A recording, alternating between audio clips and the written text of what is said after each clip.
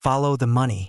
Oklahoma created incentives for horizontal drilling when the technology was new, expensive, and uncertain. Today, that technology has proved itself. Yet the tax preference stayed, expanded, and now applies to every new well. In fiscal year 2024, the Oklahoma Tax Commission estimated the cost at nearly $179 million. Government incentives are usually sold as temporary help. The state encourages a new technology or an investment that might not happen otherwise. Once the technology succeeds, the incentive should end. Oklahoma's New Well incentive shows what often happens instead. The technology succeeds, the industry grows, but the tax break develops a political constituency and becomes hard to remove. The original horizontal drilling incentive was not unreasonable. In the early 1990s, drilling horizontally through an oil or gas formation was more difficult, more expensive, and more uncertain than ordinary vertical drilling. Oklahoma wanted producers to experiment with the method and learn how to use it. At the start, this was a technology development policy. Horizontal drilling and hydraulic fracturing changed the oil and gas industry. Horizontal wells became more productive, and the technology moved from experiment to standard practice in many formations.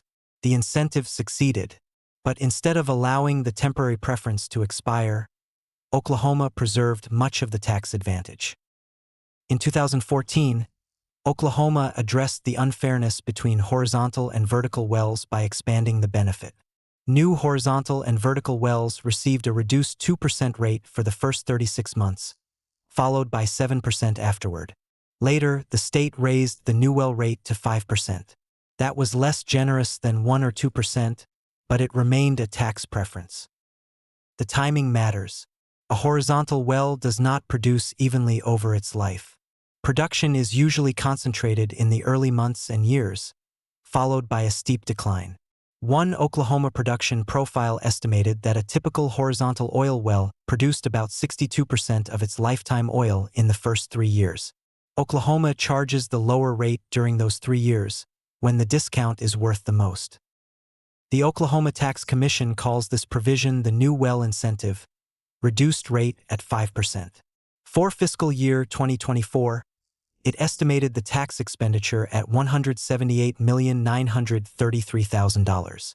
The state did not write a single check for that amount. The money was delivered through the tax code, but revenue not collected is still public money.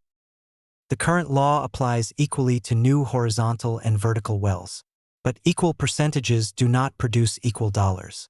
Horizontal wells usually produce much larger volumes, especially in the first 3 years. Our working estimate is that horizontal production receives roughly 90 to 95% of the total benefit.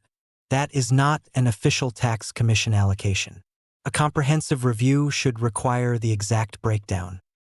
For every $100 of taxable production, a 5% gross production tax leaves $95 before other expenses.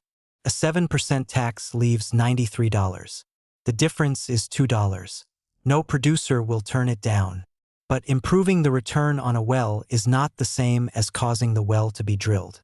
Companies drill primarily because of geology, reserves, expected production, prices, costs, and leases. The correct but-for question is not whether producers would prefer to pay 5% instead of 7%. Of course they would. The question is how many wells would not have been drilled but for that 2-point discount.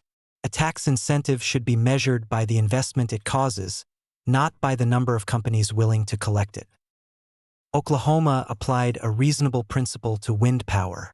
Incentives created for a new technology should be reconsidered after the technology becomes commercially successful. Wind incentives were curtailed, and wind continued to grow. In 2024, wind supplied about 41% of Oklahoma's in-state electricity generation. Why has Oklahoma not applied the same principle to horizontal drilling? Oil and gas is enormously important to Oklahoma's history, economy, employment, and public revenue. But importance is not immunity from review. The choice is not supporting oil and gas or opposing it. The question is whether this particular incentive produces more value for Oklahoma families than it costs. Oklahoma already has an Incentive Evaluation Commission. That process is useful, but it is not the same as one comprehensive, simultaneous review of the entire shadow budget.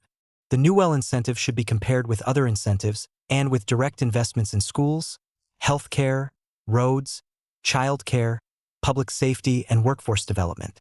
Savings should return to the General Revenue Fund and be compared with Oklahoma's other pressing needs. An incentive should not become an inheritance.